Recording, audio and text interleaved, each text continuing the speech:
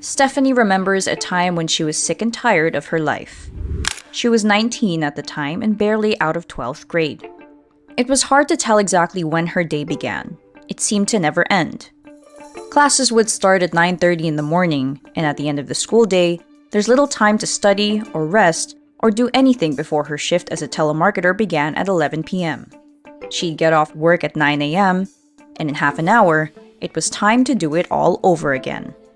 So it was very hard, waking up, getting barely any sleep, and then forcing yourself to commute. And I also experienced doing my online classes in the jeepney. Like, I could barely comprehend what the class was about. So it was just work, school, and then just try to get some sleep if I can. Her father works overseas and sends home 40,000 pesos every month. That's far from luxurious. After bills and necessities, there's hardly anything left, even for small comforts. Stephanie felt she needed to step up and help her family, but the rigor and pressure were too much. I got home from my job and I was like so stressed out. I was like having a mental breakdown. And I was like, I need a switch from this. A friend had told Stephanie about a sugar dating app. She had brushed the idea aside. She worried about dangerous men. But this time, she thought maybe it was worth a try. I actually had conversations with the men that are nice. And when I started to get allowances that are stable every other week or every month, I think it was when I made the decision to okay, so right now I kind of don't need to be in that workplace anymore. That toxic workplace that, I always come home crying from. Stephanie is what's called a sugar baby, someone who receives financial benefits from an older person in exchange for companionship.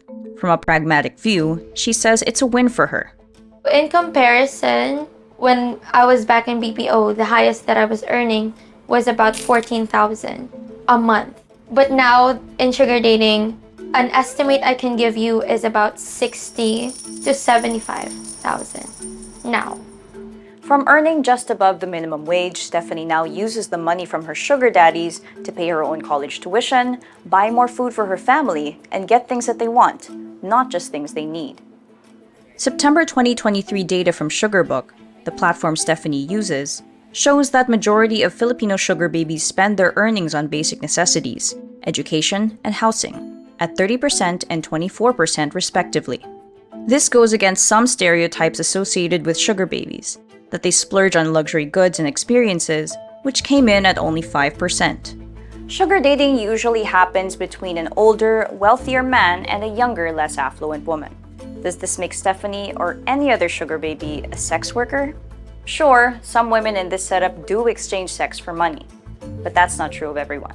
Stephanie, for instance, says she sets clear boundaries. I tell them that straight up. If you want that, or if you only want that, purely want something, intimate out of me, then this will not work for the both of us. This is gonna be purely platonic and just only for companionship. As many would say, money is power. Women at the receiving end of sugar relationships are at risk of exploitation, especially if they're in it for economic survival. There are plenty of stories of women abused by men they call their sugar daddies. In January 2021, then-Senator Laila de Lima sought an inquiry into the rising sign-ups of women and students on sugar dating sites. De Lima points to the experience of some sugar babies who were coerced into sending nude videos to supposed sugar daddies they met on a Facebook group, but they never receive any money. In this December 2022 GMA piece, sugar babies detail the dark side of being in sugar relationships for survival. One of the women in that report remembers having to perform degrading sexual favors. She also recalls a time her sugar daddy came home drunk and brandished a knife. Clearly, sugar dating can be dangerous. But is there another way of looking at it? In terms of gender, sugar dating can be said to reinforce patriarchal views on male dominance and female subordination. It portrays men as providers and women as dependents. It can be said that in sugar dating, women trade their youth and beauty for financial security. While all this may leave sugar babies vulnerable to exploitation and abuse, Verceles says it can also be, to a degree, empowering. On the other hand, others would argue that sugar dating is an exercise of agency and choice by the women who do enter into these arrangements because it reflects their autonomy in their personal, economic, and even sexual lives.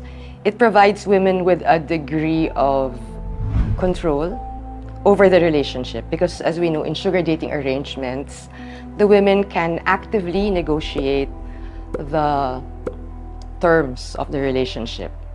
You know, the financial arrangements, the boundaries, the expectations.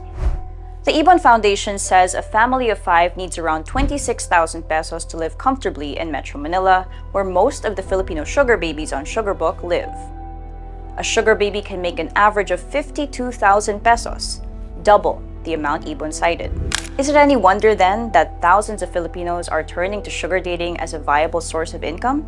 The fact that there are these women who are still in school, who are expected to bear the cost of their education, their housing, their food, underscores that financial resources within families must be very, very inadequate to meet just basic needs. So for the young women who are no longer in school, this sugar dating phenomenon might also be reflective of the scarcity of adequate employment opportunities.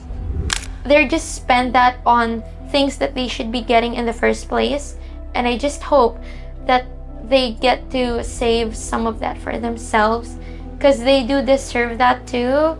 I can't imagine, not getting to hold the money that you worked hard for, because this is not living, this is just surviving. For Stephanie, sugar dating should be something you do because you want to, not because you need to. To what extent is sugar dating an empowered choice? Would as many people try it if the times weren't so hard? I'm Michelle Abad. To read our 2-part series on sugar dating, click the link in the description box.